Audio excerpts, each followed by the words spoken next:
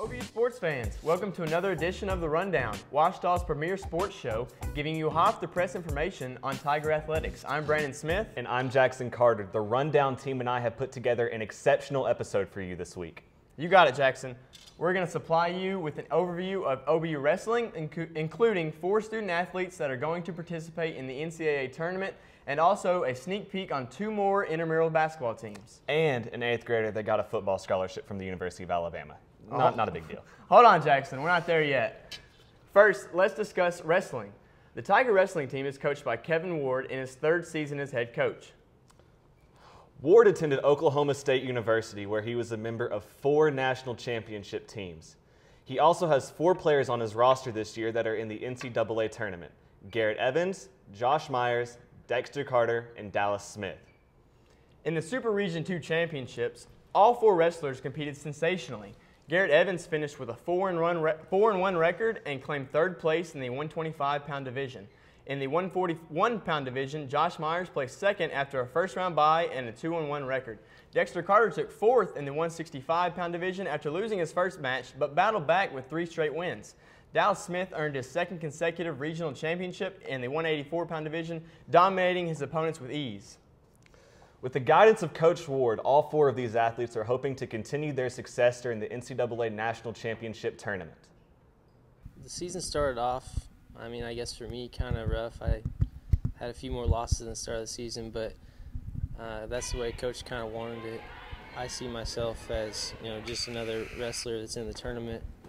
Everybody's got a chance. You can't rule anybody out. Don't overlook anybody. So it's just one opponent at a time.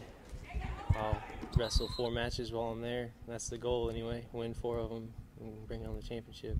The season as a whole, we're a sport we really measure ourselves by how you finish. So I don't think the last chapter's been written on this season. It's been a tough season for us. We've had probably the toughest schedule in the country. We ended up 6-6 in dual meets with an even record, but 4 of those 6 losses were to top 15 teams in the country. So we've really had a tough competition schedule this season, and it showed. And the cream's kind of risen to the top, so to speak. And our toughest guys have battled through a tough, long, hard season, and it's paying off for them. So we've got 4 guys going to the national tournament March 8th and 9th.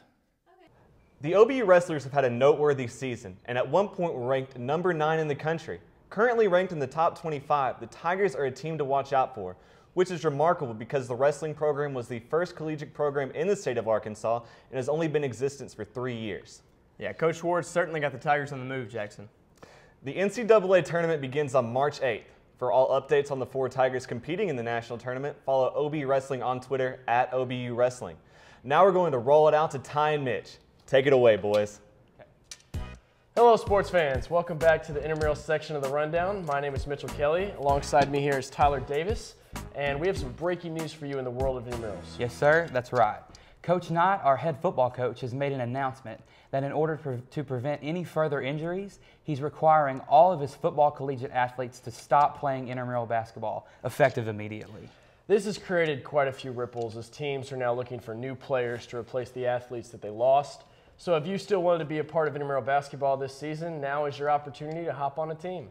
We talked to Jason Bean on the subject, and he has reassured us that Rec Sports is doing everything they can to make sure that we keep as many teams in the leagues as possible. He also commented that even the teams that are dropping out, Rec Sports is trying to maintain the integrity of an 8-game season. This has definitely thrown a major twist on which teams will be the favorites coming up as the season's coming to a close. But let's go ahead and get into it.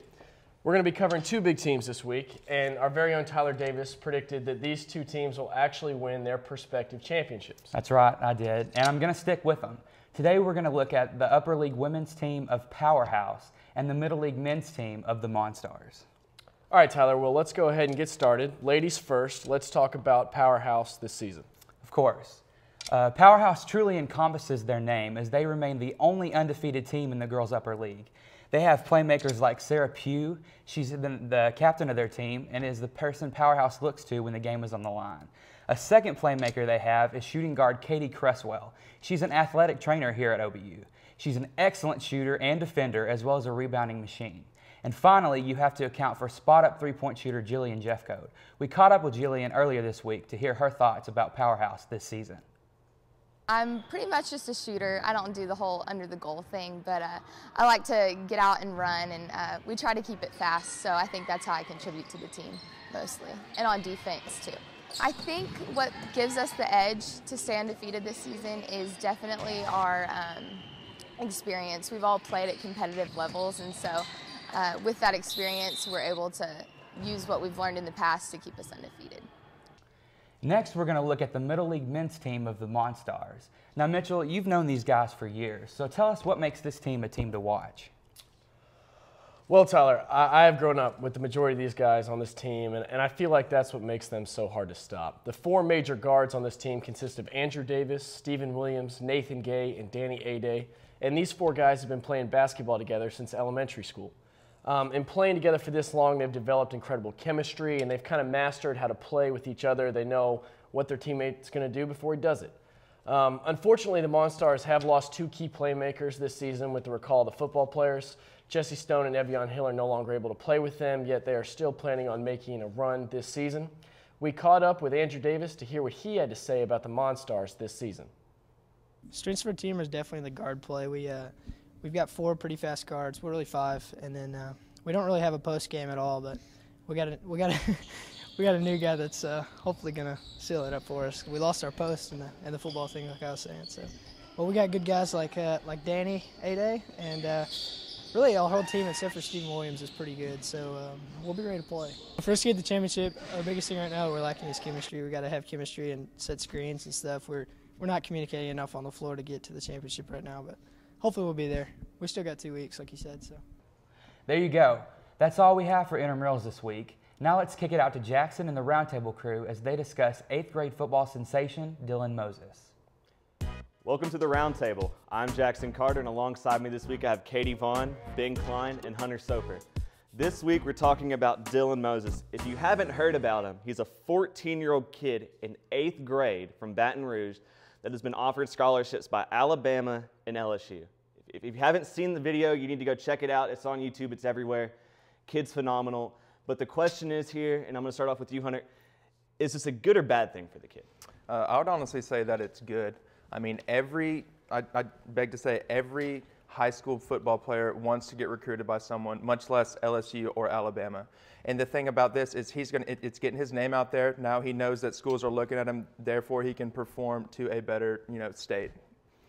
See, Hunter, I'm thinking the opposite of that. I think this is bad for him. It's how can a 14-year-old kid stay grounded and down to earth and still have that hard work ethic when you've already been given this, been offered the scholarship? I think, it could cause problems later in high school, maybe discipline-wise, or I think it's just gonna kill his work ethic. Exactly. When you're that young, how are you supposed to concentrate on your pre-algebra work when you're being recruited by two of the biggest named universities in football? I mean, to answer, for an opposite view on that, and just to kind of rebuttal there, I think he's more so going to be able to concentrate on pre-algebra because of the fact that, he's got these schools recruiting him. He knows that if he doesn't mess up and keeps playing to his caliber, he's going to Alabama or LSU or anywhere he wants in the country for that matter. So I just think that that's even more of a motivating factor for him to keep him propelling forward. Yeah, he just has so much of an opportunity already as a 14-year-old, and I don't think he wants to do anything to mess that up, to potentially mess up his entire future. So I honestly do not think that it's going to hinder him at all. I mean, I think what you said earlier, Jackson, if he doesn't mess up, he's going to go here. And that's the biggest problem. I mean, I imagine they're already treating him so much different just because how much bigger he is. He's throwing these kids around. He's probably, he's getting breaks here and excuses there from the coaches, because they want him to keep playing and keep winning. He moves on to the next level in high school, it's going to be even more so. These big schools, big high schools down there are going to want to keep him on the field every week, so, they might help him out on the side with a test or a grade or, excuse some bad behavior. And I think once you start doing that, you start messing with the kid's psyche more and more, and it could be a big discipline problem later. I mean, what I think of when I think of this is I think of Michael Dyer, who was a huge recruited athlete out of high school. He ends up going to Auburn, and then he just runs into problem after problem. He leaves Auburn, goes to Arkansas State, And then in July, he's excused from the team for disciplinary action. And then now he's at Arkansas Baptist just working on his grades, and they don't even have a football team. So I can see something similar happening to this kid if someone, if a coach or something gives him breaks and, treats him different than the other players. I think he can really mess with him and create this discipline problem later. Well, let's go. That's a good point. And let's just go to another topic right here, kind of dealing with it. What about recruiting-wise? Is this too far? Is giving a scholarship to an 8th grader, like, has that gone too far? Where are we going to draw the line? Well, I mean, first, they're talking to him. It's not like they've offered him anything stating, sign here and you're going to be attending LSU or Alabama. It's just, them talking with him, getting familiar with him, and getting him familiar with their program. And it's not like he's every other middle school kid either. And like I said earlier, he's got a 34-inch vertical. He's running a 4.4. He's playing to the caliber of some really good high school athletes. And so I think it's smart for them to come down and, check him out since he's so talented. Also, it's not like it hasn't been done before. 13 and 14-year-olds have been offered scholarships from D1 and D2 schools before, and he is certainly deserving of it. If you watch the YouTube clip, he just towers over everybody. It's like Goliath going through them. Well, I mean, just to be devil's advocate here, is this where it's going to stop? Are we going to keep going younger and younger and younger here to start recruiting kids? Or do you think there's enough common sense, or is it even that big of a deal? I guess you were saying it's not really, you two, it's not that big of a deal. Is that what we're saying here? Or is it become a point where this is where it's going to be the next part to get a competitive edge? I'm not necessarily advocating recruiters to go and sit in on middle school games, but I think when there is somebody as talented as Dylan Moses, then he's deserving of it. All right, well, all good points. Great topic. Thank you guys for being here this week. That's all the time we have for this week for the Roundtable. Thanks for joining us. All right, Jackson, you got anything else? Nope. All right. Well, that's the show for the day. Tweet us your thoughts on wrestling, intramurals, and that one 8th grade kid, or any other topic that you want us to discuss. For Jackson Carter, I'm Brandon Smith. This has been The Rundown. That's all, folks.